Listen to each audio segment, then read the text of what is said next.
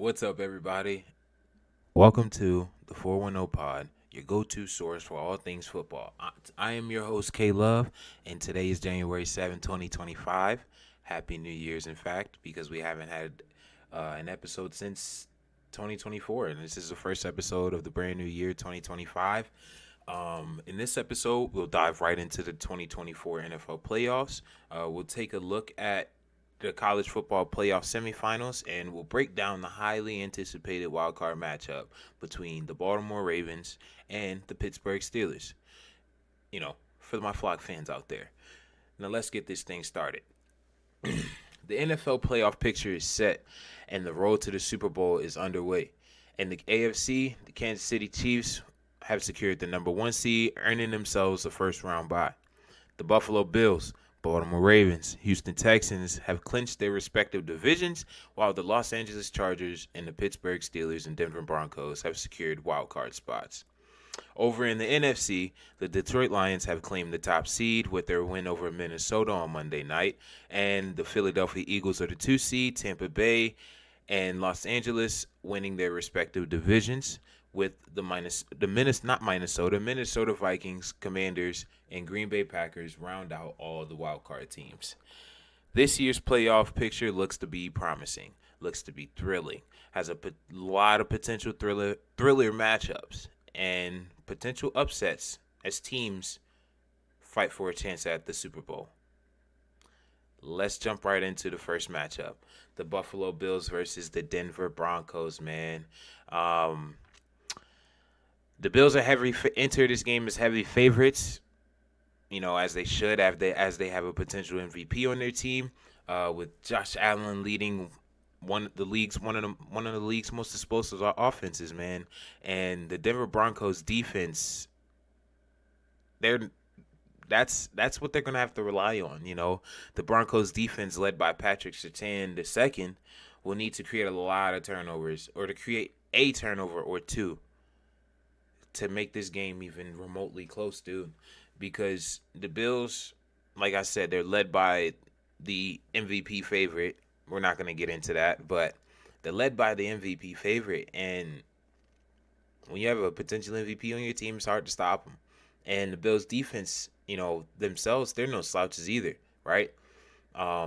On their offense, they have guys like Amari Cooper, James Cook, who put up 18 rushing touchdowns this season, I believe. If I'm not mistaken, they put up 18. He put up 18 rushing touchdowns, or he may have put up 18 total. They have Amari Cooper, like I said. They have first rounder, early second rounder, Keon Coleman. They have one of the best offensive lines in the league, featuring guys like Mitch Morse, Deion Dawkins, and other guys of that nature. Khalil Shakir, who has turned into one of the league's top slots. And then, I'll mention him again. Josh Allen. Oh, yeah, and you can't forget their tight ends, Dawson Knox, Dalton Kincaid, two really good tight ends. This Bills offense is electric, and I kind of want to get into it. They kind of discredit the Bills offense. They have names on their team. Keon Coleman was a potential first-round receiver last year. They have Amari Cooper, who is an all-pro talent. They have two tight ends that could start on any team in the league this year. Not any team. I'd say probably 28 out of the 32 teams they could probably start on. And they have a top 3 offensive line in the NFL. They've given up bottom 5 in the league in sacks, pressures, and all of that. Also, they blocked their way to getting their running back 18 rushing touchdowns and over 1,000 yards. Come on, man. It's going to be hard for Denver. And Denver is going to have to bring it on all three phases, in all three phases of the game. But Denver has a lot of key pieces on their team.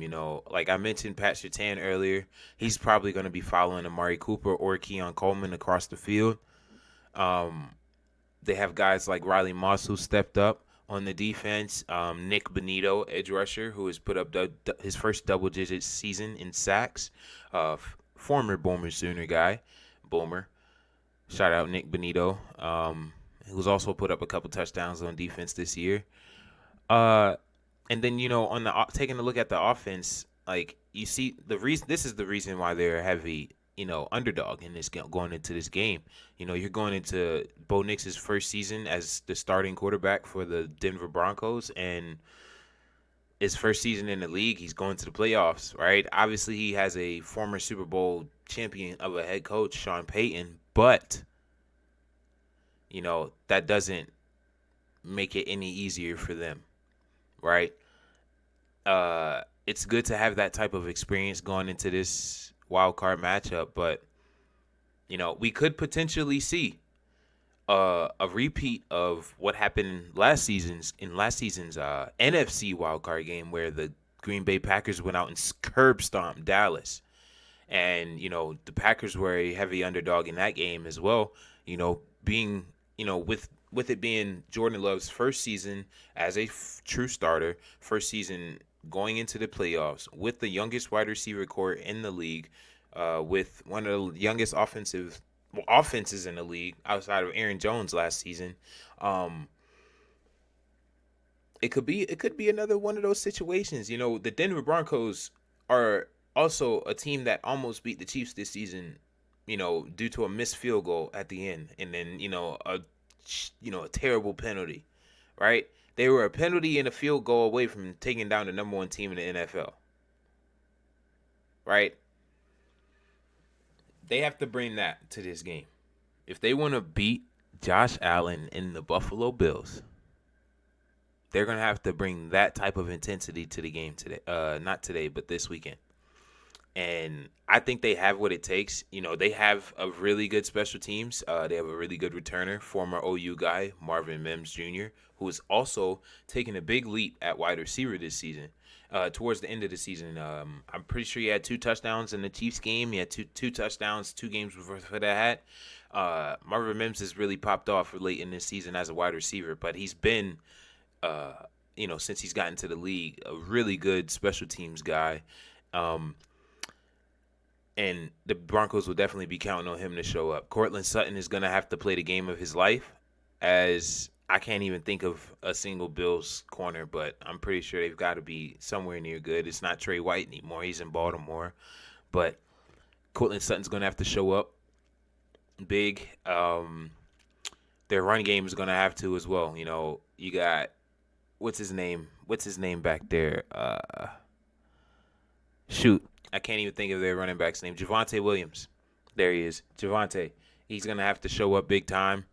Bo Nix is going to have to not lose this game for them, right?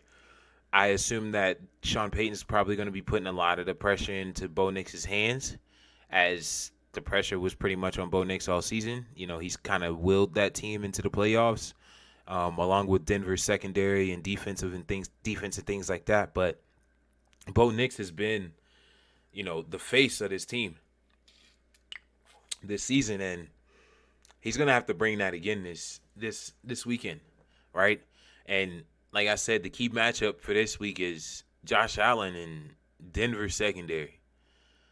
Josh Allen's he can't play like last year's Josh Allen. He can't go into the game turning the ball over. He can't put the ball in harm's way, right? He's done a phenomenal job of that this season, with only throwing 6 interceptions compared to his 19 last season, or 18 or whatever it was last season, right? He cannot turn the ball over, because without Josh Allen in this game, the Bills are nothing. The Bills will lose this game if Josh Allen goes out and plays terrible, right? Bring him back the Green Bay and Dallas game last season. Dak went out there and played terrible, played slow. Their defense obviously could not stop a run, couldn't stop the run. Couldn't stop me running down the field if I had the chance, right? And the Bills' defense is in the same situation, right? Their defense lacks run D talent, right? They have great pass rush talent up there, but their run defense is pretty suspect, and it can't be this weekend, right? But Buffalo has given up some yards to some really good backs this weekend, but the Denver Broncos doesn't have a premier back, as in, like the Baltimore Ravens or someone would have. So I see them faring up, matching up pretty well with the Broncos this weekend. Moving moving on to the next wild card matchup. We will not talk about the Baltimore Ravens and the Pittsburgh Steelers in this segment. We'll save that game for last, as I have a lot to say. Right? It's my favorite team. We got to give them their own segment. So we'll move on to the Houston Texans versus Los Angeles Chargers. C.J. Stroud leads the surprising playoff run, with all of the injuries that they've faced this season, against a Chargers team who is being led by Justin Herbert, who is playing nearly a perfect season. And the Texans' ability to protect C.J. Stroud will be crucial this weekend, right? Khalil Mack is him. Khalil Mack is him. I don't care how old he is, but he is him, right? He will have to show up. He will have to show out. C.J. Stroud's O-line, you guys, those Texans, Texans O-line is going to have to, they're going to have to figure it out. They're going to have to figure it out because, looking back to that Christmas matchup, they gave up 4 or 5 sacks and about 10 double-digit pressures. They're going to have to figure it out because I know the Chargers are going to be coming in there hunting, right? The Chargers pass rush is pretty elite when you take a look at it. And you got guys like Bosa's, the Bosa's. You got Derwin James out there coming in on the blitz. They're going to have to figure out a way to stop that. I watched a clip of Derwin James the other day, and it was like a little Instagram reel. And it was just a minute straight of Derwin James pass rushing or blitzing. And I'm like, this man is insane. He's a demigod. He's like the perfect hybrid guy. And I think he's gonna have to come up big in this game if the defense of the Los Angeles Chargers wants to really make an impact. He's gonna have to be put all over the place again, just like he's been all season long, right? Put him head up over the center. Put him in the A gap, right. Put him in that double A mug look. Put him as an overhang, right. Walked up overhang. Split the difference type of overhang. Apex, excuse me. I can't find my my football terminology, right. Have him apex. Have him as an overhang. Has him in the A gap mug, right. Have him 1 high. Have him in his 2 high look. Have him at nickel. I don't care. You have to move him around and have him as a game wrecker. Because if he is not a game wrecker, C.J. Stroud will have time, and it'll be a better outcome for the Texans, right? And the Texans on defense, they're gonna have to really show up against the run. They didn't show up against Baltimore when we played them back on Christmas Day. And Greg Roman, if I know anything, he gonna run that rock. And if you take a look at the Baltimore Ravens past years, right, we ran the rock, the best of anyone in the league. And the Chargers are currently running the rock perfectly right now, right? They got J.K. Dobbins and Gus Edwards, the Baltimore Chargers, or the Los Angeles Ravens, I should say, right? They're gonna have to. The defense of that Texans is going to have to step up. They're going to have to step up big time this week. Danielle Hunter's going to have to find a way to create pressure against Rashawn Slater. Right? Will Anderson's going to have to create a lot of pressure in the pass game too. Versus the Chargers' Joe Alt. Chargers got a good O-line, man. Chargers have a really good O-line. And the Texans have a really good defensive line. And I think that's my key matchup right there. Texans D-line versus Chargers O-line. And vice versa, right? So the Texans O-line and the Chargers D-line, right? I feel like those are the key matchups. Because I feel like when talking about the Chargers, nobody really stands out to me as a receiver. Quentin Johnston was supposed to. Ladd McConkey is really that dude, though. I'll halt there and say Ladd McConkey is that dude. He is that dude. But I don't think they don't really pose as much of a threat to me as a healthy Houston Texans lineup would. So I think the key matchups in this game really will be in the trenches, right? Um, I think this game will be really close. I think the Texans will have to run the ball a lot in order to stay in this game, and force feed Nico Collins and protect C.J. Stroud. That is what the Texans will have to do to win this game. And the Chargers, if they want to win this game, they're going to have to do what they do best. Run the ball. Justin Herbert, do not lose this game for us. And defense, get after that QB. Get after his ass. They have to do those three things, right? And C.J. Stroud, you're gonna have to wake the fuck up, man, because you ain't been playing the same way as you did your rookie season. Yeah, the street saying you in a slump, my man. Street saying you in a slump, right? Now, moving on to the NFC. First matchup of the weekend, we got Philadelphia Eagles versus the Green Bay Packers. Jalen Hurts is coming back off an injury. He's coming back off an injury to help lead the Eagles' high-powered offense against the Packers that are resurging, led by Jordan Love. The Packers must contain Jalen Hurts, and they must contain Saquon Barkley to pull off an upset this weekend. Philly's a heavy favorite going into this game. If you take a look here, yeah, they're favored by 4.5 points. It's not too heavy, but it's a heavy favorite. This game's going to be in Philly. Sunday evening. Yeah. Philly's going to be rocking on Sunday evening. Man. And if you take a look at each team, this ain't an even matchup. It really ain't, because you got Jair not being in the game, being able to help the Packers in their secondary, and going up against this electric Eagles offense. You know, you got Saquon Barkley, who put up over 2,000, and you got two all-pro talent receivers in Devontae Smith and A.J. Brown out there flexed out, and then you got Dallas Goedert, and then you have arguably the best offensive line in the NFL on offense. That's just the offense.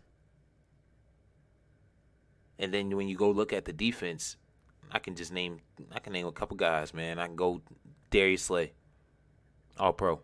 Cooper DeJean, potential All-Pro. Jalen Carter, potential All-Pro. Right? They got guys over there. C.J. Gardner-Johnson, All-Pro. Right? Blankenship, right? They have... This team is dangerous. And I think the Packers are going to have to play all four quarters. They're going to have to play all four quarters if they want to pull this off. And their pass rush, right? If we want to talk about key matchups, Eagles O-line versus Packers pass rush. That is going to be the key matchup in this game right here, because you have the two best graded tackles in the NFL, in Lane Johnson on the right, Jordan Mailata on the left. They are the highest graded tackles in the NFL. Let me make no mistake. The highest graded tackles in the NFL. Giving up a combined one sack. One sack. Was it even their fault? Probably not. Right? So, that Packers pass rush is going to have to get home. They're going to have to get home versus the Eagles O-line. Rashawn Gary, Luke Van Ness, Kenny Clark, going to have to get home. Going to have to get home versus a very tough Eagles offensive line. And really, let me just say the front seven versus the Eagles offensive line. And Saquon Barkley. Got to hold Saquon Barkley to less than... He can't have 100 yards in 2 quarters. Cannot allow him to have over 50 yards after the first quarter. If you do, you will lose this game, Green Bay. If Saquon Barkley has over 50 yards after the first freaking quarter, you guys will lose. Why? That tells me this. They have already controlled half of the clock. They've controlled a quarter of the game with 50 rushing yards in the quarter. They've already controlled a quarter in the game. It's not good. Not good. Not good. So, Green Bay. Also, hold on. Before we even move on, Jordan Love's going to have to show up big time, right? In the receiving core, Jaden Reed, Christian Watson just went down. Prayers up to Christian Watson. He went down in Sunday's game versus the Bears. Unfortunately, you hate to see situations like that, man. It's supposed to be a week where guys not even really supposed to be out there. You already, clinched the playoffs. And unfortunately, Christian Watson went down on a non-contact knee injury. I don't know if they've really come out with any updates on that injury. Let's give it a second here. I'm going to take a look. Christian Watson knee. Yep. Christian Watson has torn his ACL and could potentially miss the 2025 NFL season. It's hard to replicate his deep threat talent, man, and that's so sad, dude. He was coming back from an injury too,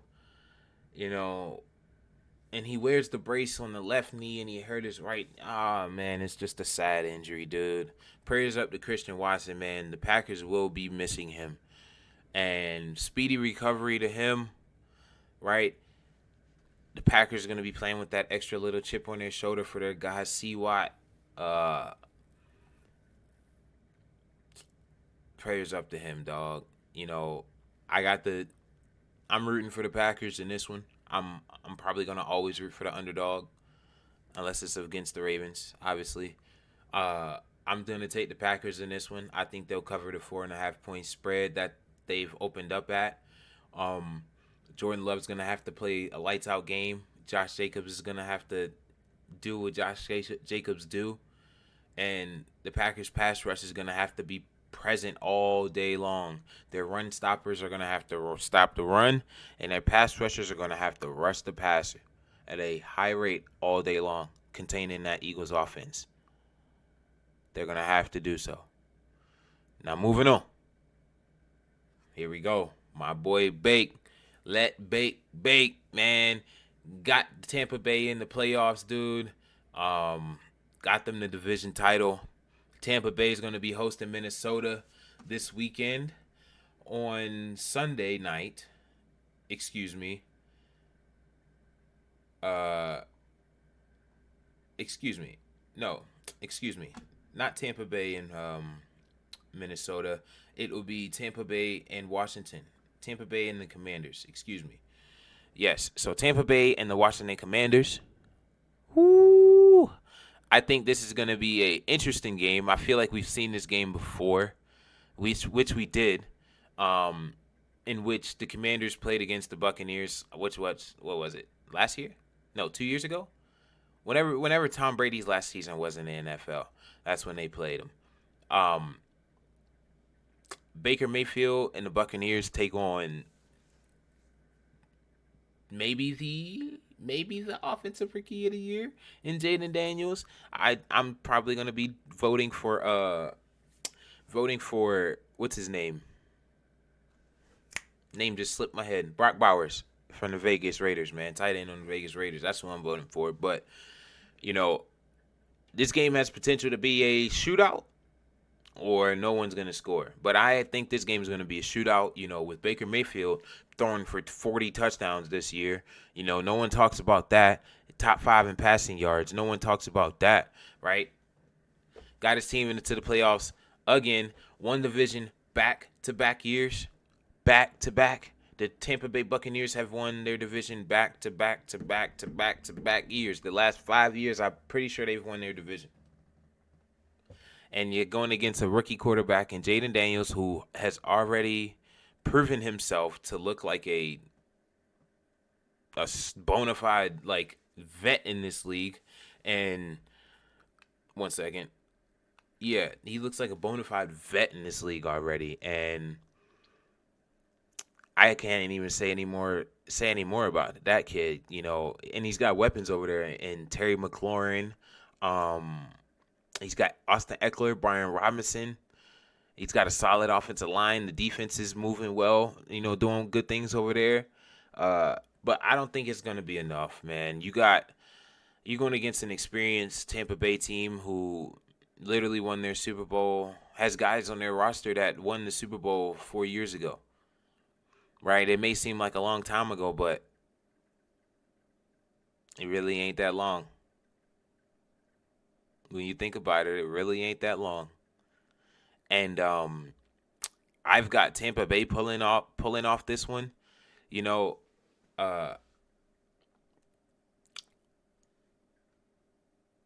And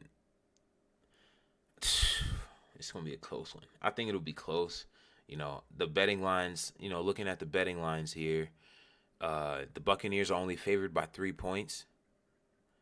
I think it's because, it's kind of two evenly matched up teams, But, Baker Mayfield's got playoff experience. He has a playoff win under his belt. He's took the freaking Browns to the playoffs, but now he gets to play in the playoffs with, Bucky Irvins, the Rashad Whites, the Mike Evans. You got a solid defense, and then you got a really good offensive line if you look at it.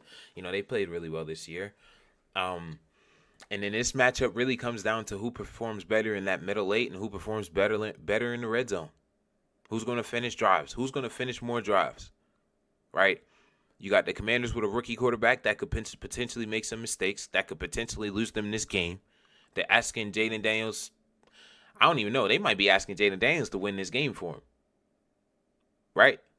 They're asking Baker Mayfield probably to win this game for him. So it's really going to be up to these two, right?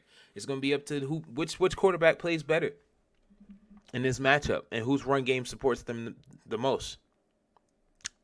Right? I'm going to take the Tampa Bay Buccaneers versus I'm going to take them over the Commanders. I got them at home. Like I said, like it's a home game for Tampa Bay. You got home field advantage, right? I got them. I got Tampa at home. Right? I got them at home. And moving on to the final matchup of Wild Card Weekend. Second to final matchup, because I'm going to talk about the Ravens game later on.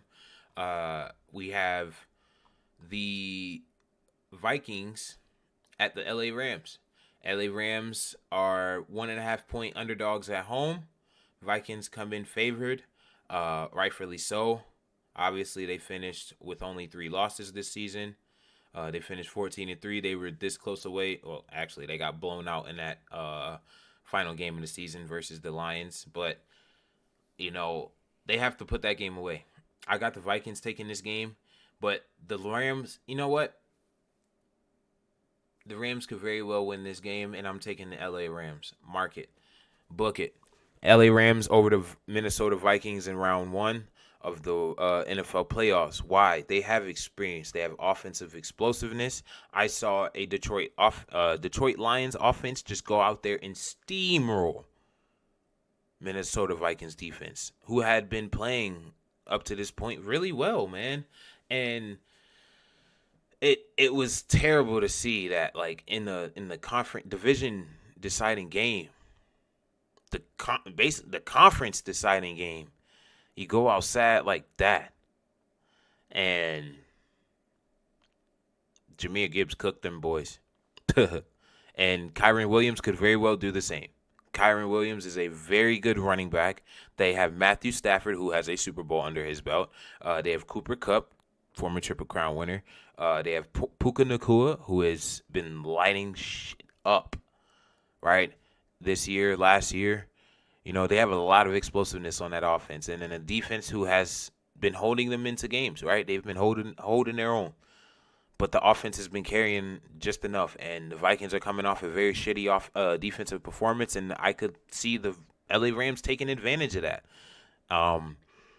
As the Vikings have Sam Darnold, who has been playing up to par this year. He has been playing up to par this year. He hasn't been playing anywhere near as terrible as he, used to play. So, kudos to him. But if the Vikings defense comes out and plays as flat as they did against Detroit and come out and do that in LA versus the Rams and Cooper Kupp and Nakua and Kyron Williams, it's going to be a long game for Minnesota. But I'm taking LA Rams. I'm taking the LA Rams over the Minnesota Vikings this weekend at home. They're only a 1.5 point underdog. So if I'm a betting man, I'm taking a home team. I'm taking a home team to take advantage of this Minnesota Vikings defense that just got exposed on Sunday night. And that'll wrap up the NFL side of things. And moving on to the College Football Playoffs Semifinals. The College Football Playoff Semifinals are here, and the matchups are set, and they couldn't be more exciting. Let's break them things down. Game 1, we have Penn State and Notre Dame. Penn State versus Notre Dame. The Nittany Lions and Fighting Irish look to square off in the Orange Bowl, where both teams will try to win off of defense and their rushing attacks to try to get to the national championship. And Notre Dame's, not Notre Dame, Penn State's run defense just came off in a very impressive performance against the Heisman runner-up. Held him to 126 yards, which is still a solid outing. But when you look at the attempts, it's like, shit, he ran the ball damn near 40 times for 100 yards. So, Penn State really showed up in that game, and that's going to be a big thing for him going into this Orange Bowl on Thursday versus Notre Dame. And Penn State's pass game is going to have to, against Notre Dame's pass defense, is going to be a big thing to watch, right? You got Tyler Warren, the tight end Tyler Warren out of Penn State, going up against Notre Dame's secondary, who should really have a big advantage over the Penn State's passing attack this game. The Fighting Irish have the third best coverage grade in the Power 4. And when the wide receiver is targeted, which is a 90.3. That is impressive. And, Penn State only really targets their wideouts, 35% of the time, which is the lowest in all of the Power 4. I'm trying to get away from saying the Power 5, but the Power 4. And Notre Dame, they a man-on-man team. Hey, they say y'all gonna have to beat us at the line of scrimmage, dog. Y'all gonna have to beat us at the line of scrimmage. And if you can't, it's gonna be a long day for y'all. And that's why they are sitting where they are. Right? A lot of teams really haven't beat them in man. They've run man at one of the highest rates in the country at 56%, so that's way over half the time. And Penn State's receivers have notoriously struggled to get open and gain separation versus man-to-man coverage this season. So, Penn State, you're going to have to lean on that running game. Like I said, you're going to have to lean on that running game. And Tyler Warren, the John Mackey Award winner, right? He leads all the tight ends in practically every receiving category, right? He had 1,100 yards, 8 touchdowns, and 655 yards in yak. And he averages 77 yards a game, while no other Penn State wideout even cracks 50. So suffice to say, the Fighting Irish are going to be focused to slowing on, really. They're going to have to really focus on slowing down number 44, man. And fortunately for them, they have safeties that should be up to the task, right? According to PFF, the safeties of Notre Dame as a group are third in the FBS in coverage grade at a 91. And they've only allowed a 46 passer rating when a tight end was targeted this season, second amongst FBS defenses. And Xavier Watts, the star safety, And Aiden Schuler has really been, he's been covering the tight ends all year, one-on-one, while Watts was roaming. He's like the center fielder of the Notre Dame defense, right? And Aiden Schuler has really done an outstanding job, and he's posted nearly a 90 coverage grade against tight ends this season, and while only allowing half of his targets to be caught, right? And if Tyler Warren's unable to really get going in this game, it's going to be a long day for Penn State. They're going to have to really run the ball, and Notre Dame's run defense is no slouch either, right? Penn State runs a ton of 12 personnel. 12 personnel meaning one back, two tight ends. They run it the third most amongst FBF teams. They average almost 6 yards a carry, 26 explosive runs out of 12 personnel, right? And they have 14 rushing touchdowns out of it. So they're gonna have to really bulk up, right? They're gonna have to bulk up versus this stout Notre Dame defense, and they're gonna have to try to run the ball. And this is it's gonna be a neutral site, so you got fans from both sides. You got crowd control, so there's no excuses there really. And Penn State's gone from a roughly 35% usage rate of 12 personnel to increasing to nearly 60% since the OSU loss. And when Penn State has two tight ends on the field, they've really ran a lot of outside zone. My like a lot of outside zone schemes, the usual duo schemes, you know what I mean? Than the usual duo schemes early in the season, right? And running the football is really a numbers game, y'all.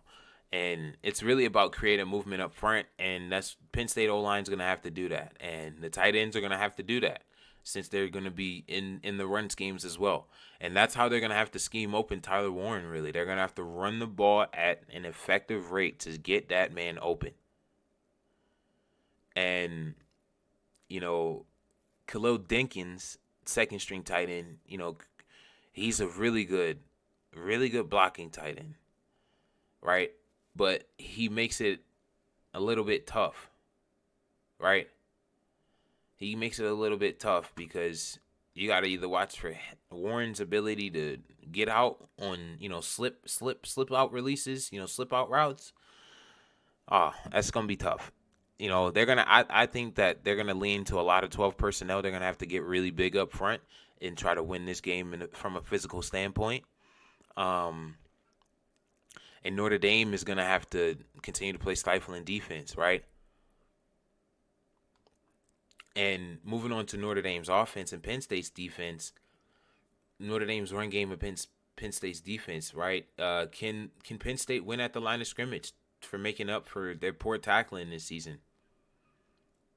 According to PFF, Penn State's missed the tackle on 17% of its plays this season. That's the fourth worst rate in all of FBS football. In the Power 4, only in the Power 4, not all of FBS. But, and we were expecting that to be a big problem versus Boise State, but they wrapped him up well. They made it known that they've got the tackling problem fixed over their break. Genty still forced 16 missed tackles, right, in that game, but they still were able to bottle him up for his season low. And, the reason the Penn State dominated the line of scrimmage, they allowed 0.6 yards before contact versus Boise State.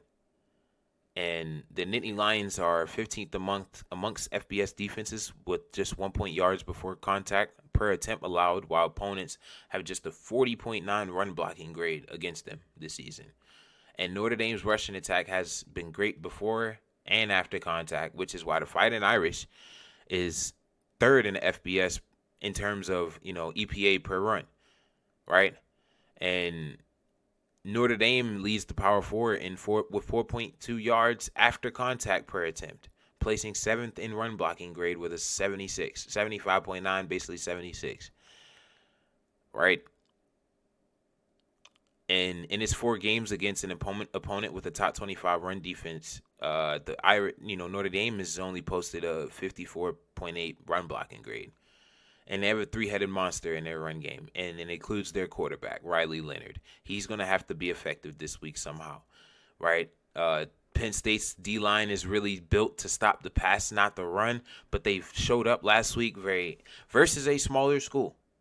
Granted, it was a smaller school, but they showed up. They showed up, right? Chop Robinson's gonna have to. He's gonna have to show up big time in the pass game. He's gonna have to be very disciplined versus the QB run this weekend. The Notre Dame O-line is filled with juniors and seniors. Not Chop Robinson, excuse me. What's buddy's name up there? I can't even think of his name. It's slipping my mind. But they're gonna have to be very disciplined up there.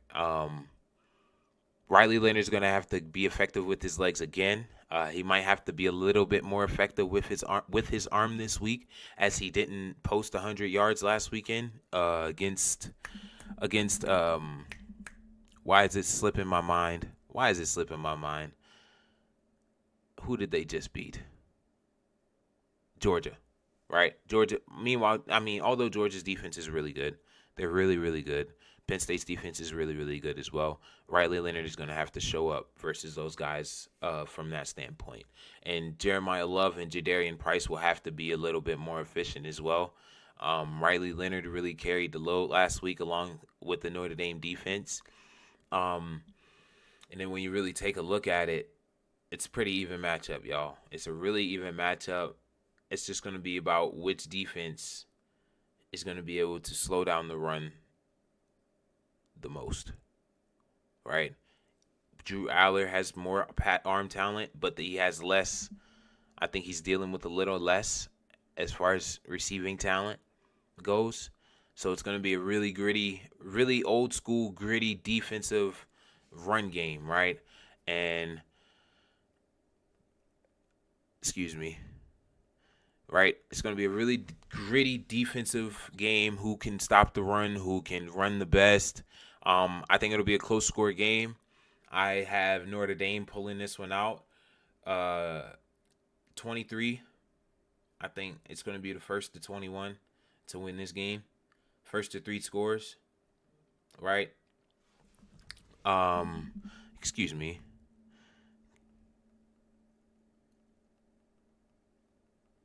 Right, pulling something up here.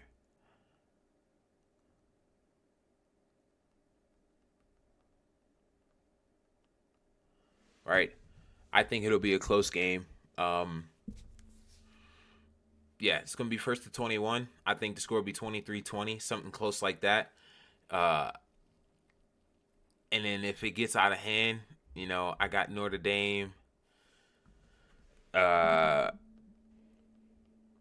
Yeah, I got Notre Dame in this one, man. They're on a roll. I think their team is just put together a little bit better. I think Penn State still has some things to figure out on that offense.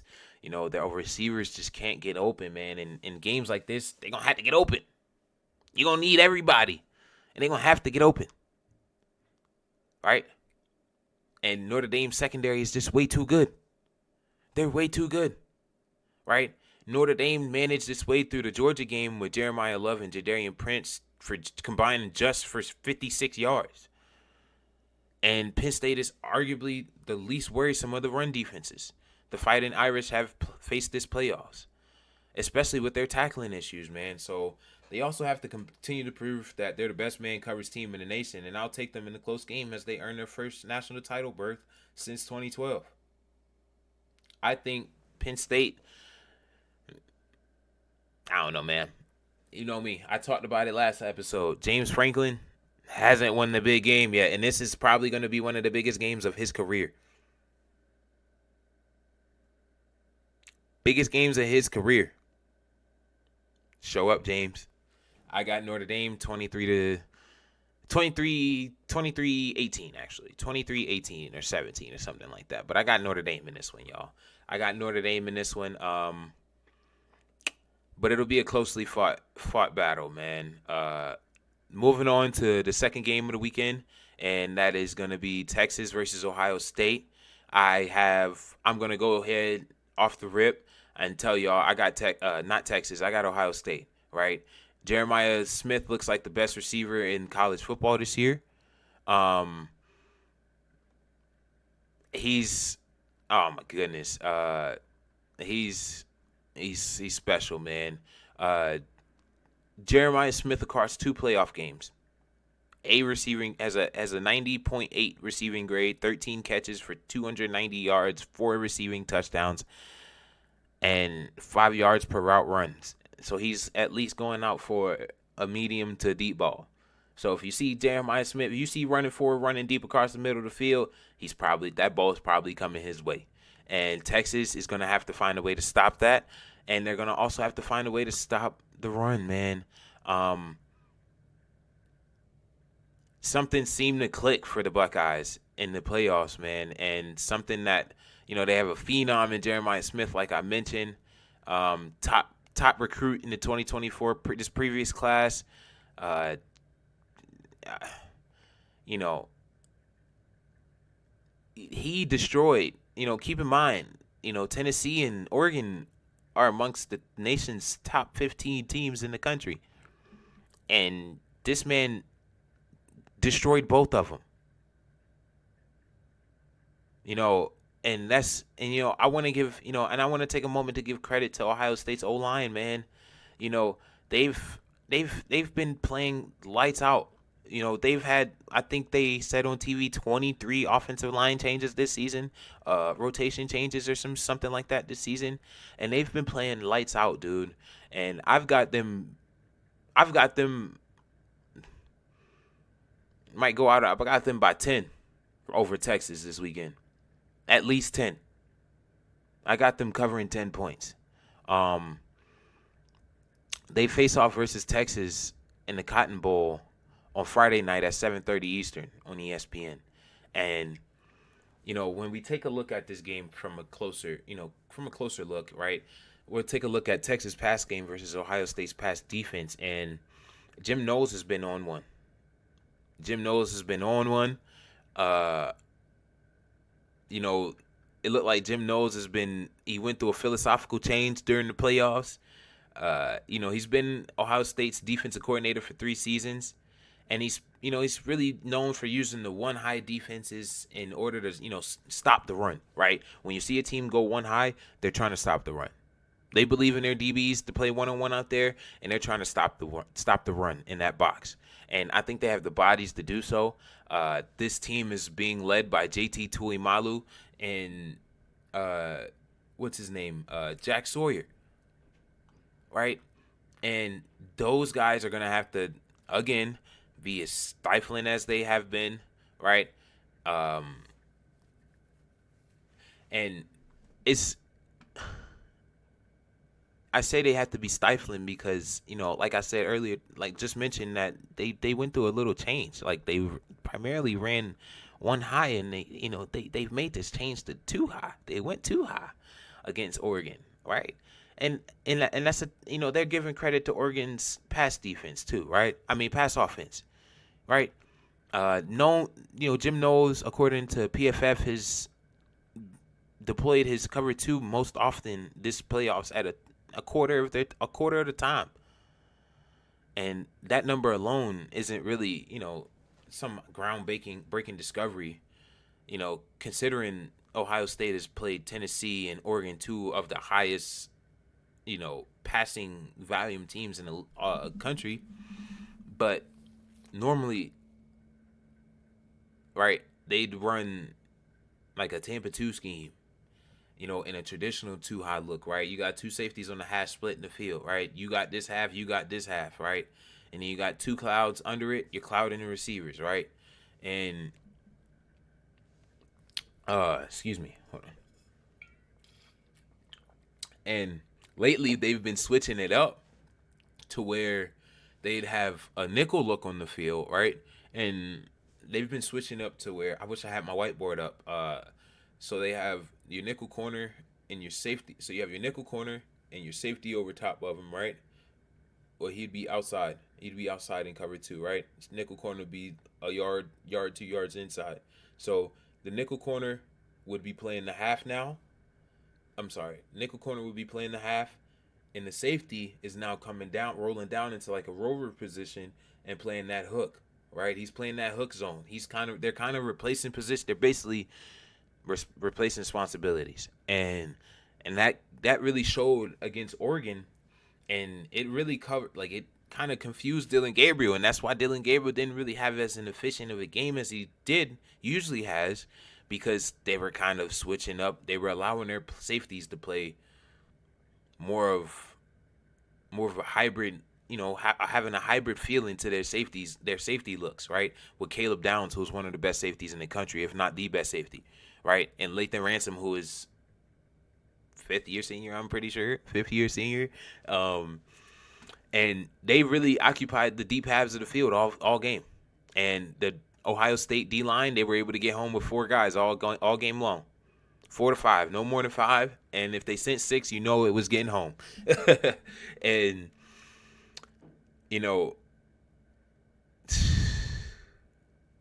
right, Quinn Ewers and this Texas passing game is, they've really struggled at times versus the 2 high safety looks this week. And this is perfect timing. And according to PFF, Ewers just has a 55 passing grade with 5 turnover-worthy plays and 56 dropbacks against cover 2 and 2 high safety looks. But against cover 2 specifically, he's had that 55 passing grade. And it's a little lower against 2 high defenses. And Texas, according to PFF, Texas ranks just 51st in offensive grade versus 2 high defenses compared to 5th when it sees 1 high looks. So look to see a mixture of both. You'll have a combination of both. All right. I don't think Ohio State will get into a ton of 1 high, but I think once they get into a rhythm in this game, and if they start to separate themselves, if they start to create a little margin from Texas in the score, I could see them mixing in some more 1 high and then getting really aggressive, right?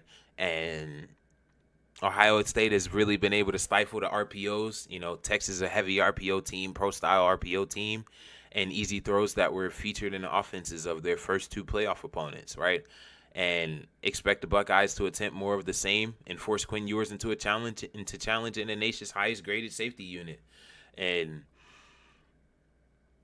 Texas's run game against Ohio State's run defense is going to have to be very apparent. And if you're going to stall Texas's ground game and put the ball into Quinn Ewers' hands, you better be better be ready to win on the outside. And I think Ohio State, like I said, has the guys to stop outside zone on the outside. You have JT Tuimalu and you have Jack Sawyer, two potential first-round talents right there at edge rusher and /DN. And it's going to be up to them up front in that run game because Texas runs outside zone at one of the country's highest rating, and they're going to have to be ready to stop it.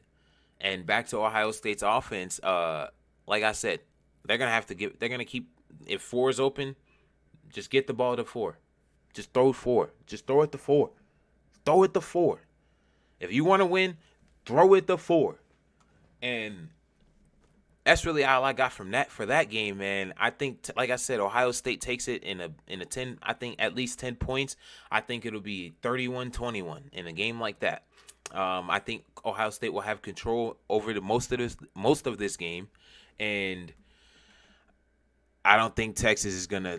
I don't think Quinn Ewers is gonna do enough to keep him in it, man. I keep all my biasness out of this, right? You guys know I dislike Texas with almost every ounce of blood in my body, but I'm here to spit facts, man, and I'm not here to include my biasness in any of this. I think Ohio State is by far the better team than Texas in this playoffs. Texas just came off a game against Arizona State in which they almost blew, right? And coming into that game, they were 10-point favorites at least, or two touchdown favorites, right? I got Ohio State in big fashion in this one. I got Ohio State scoring 31 points at least, as they've scored 42 points in both of their first rounds. I got them scoring 31. It scores 31-21, right? Um, and something special really happened after the Buckeyes lost to Michigan. And in its two dominant wins over Tennessee and Oregon, Ohio State has finally looked like the best team in the country. Like their $25 million uber talented roster indicated it would be.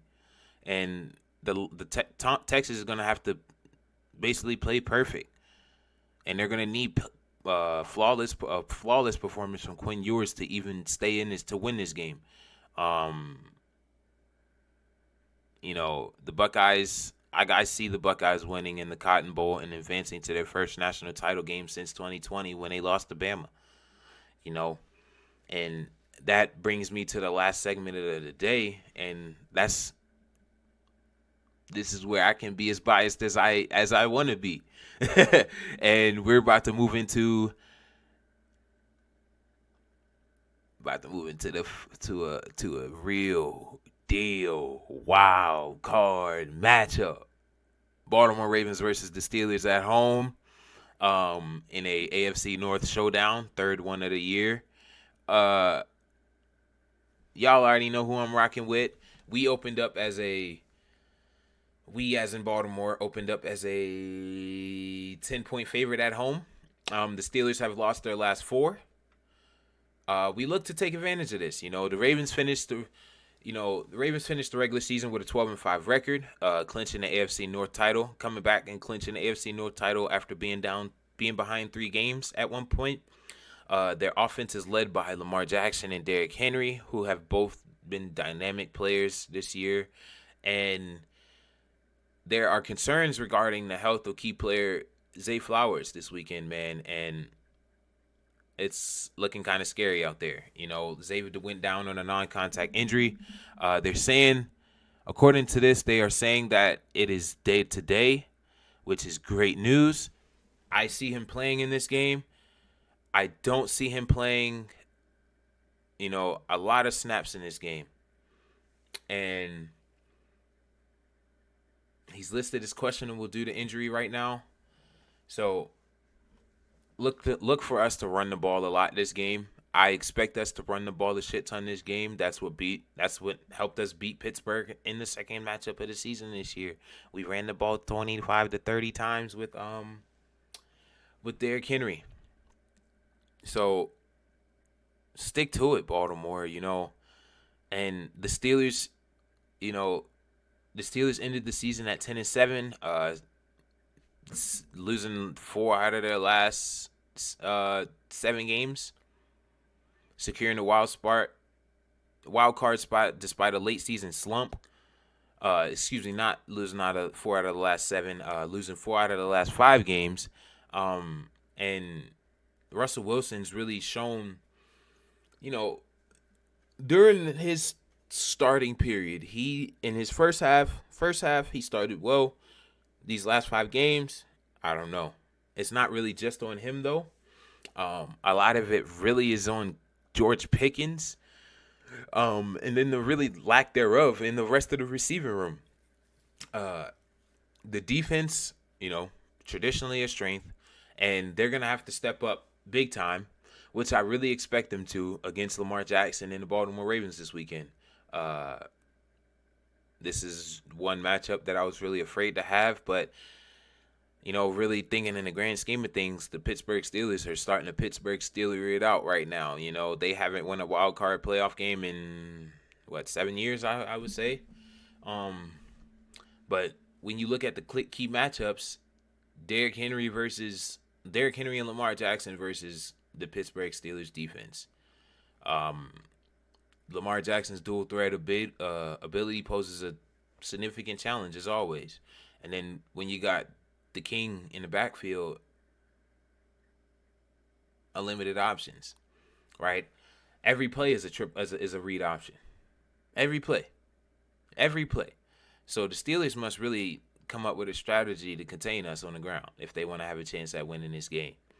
And then another big matchup is Steelers offensive line versus our pass rush. We, if I'm not mistaken, put up 4 to 5 sacks in our second matchup versus Pittsburgh.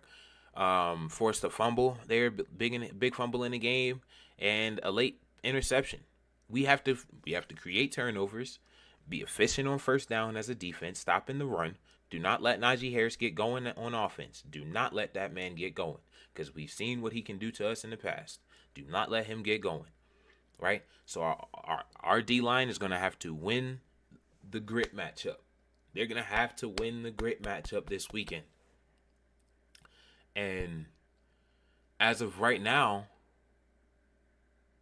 it looks like we're really healthy going into this game, right? We have a lot of confidence going into this game.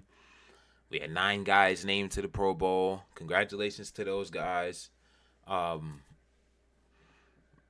It's time. We have confidence. We're on a roll. We won the division. We have a home game. Take care of business at home. As of right now, the Ravens are favored to win this matchup.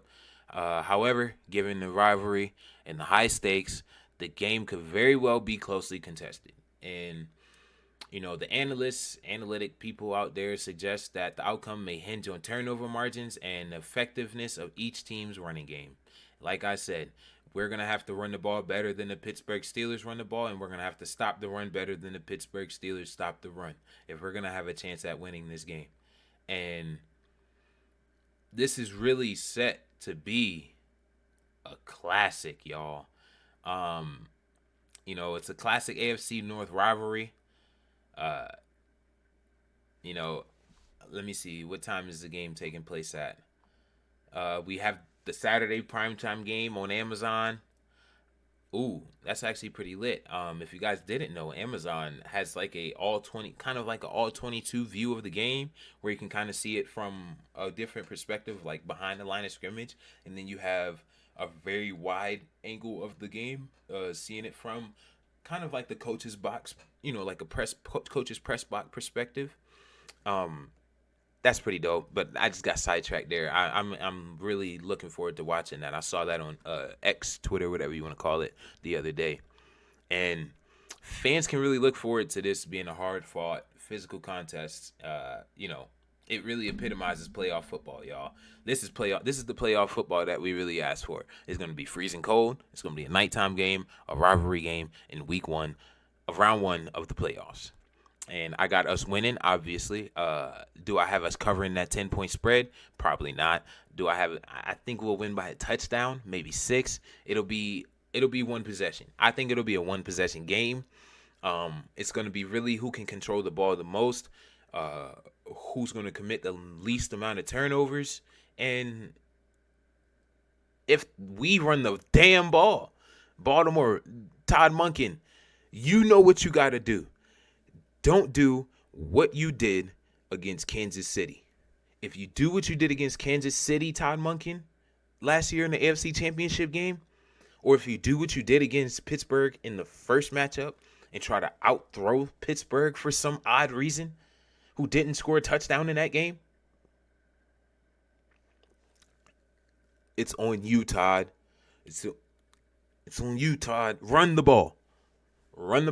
20 times. Derrick Henry gets an automatic 20 carries a game, every game this playoff run. I don't give a damn who we play. It could be the Kansas City Chiefs and they throw the ball 100 times. Derrick Henry better have run that ball 30. If he doesn't have 30 touches, we ain't doing something right. Excuse me, 20. If he doesn't run that ball 20 times, we ain't doing something right. And I'm going to leave it at that. Baltimore, we got to show up Saturday. Flock fans, show up, man. The bank better be loaded with purple. I better not see no yellow. If I see some yellow, the only yellow I better see is the pants on the Steelers players. Right? It's going to be an action-packed game, rivalry game. A lot at stake here. A lot of bragging rights at stake here, too. So, look, I'm looking forward to this. I want all the smoke. I hope the Ravens is here for all the smoke. It's free smoke this weekend. Patrick Queen, right? You got a couple guys on the other side that used to play in Baltimore. Make them wish that they stay home. You know what we got to do, Baltimore. And that's all for today's episode of the 410 Pod. And thank you for joining me today as we covered the NFL playoffs, previewed the College Football Playoff Semifinals, and broke down the Ravens versus Steelers wildcard matchup. Be sure to tune in next time for more in-depth analysis and updates on the world of football. Don't forget to subscribe and follow us on soon to come all social medias. I will be having 410 Pod or big news coming as well. There will be a brand name change. The 410 Pod is under construction right now. So just bear with me. For right now, we are still the 410 Pod, but we have some other names that are being workshopped right now, and we are just doing the right things necessary to make sure that we aren't, stealing a name from someone or, all of those type of legal things right there, right? Don't forget to subscribe. Don't forget to like, comment, share this, right? This will be uploaded on YouTube and Spotify podcasts.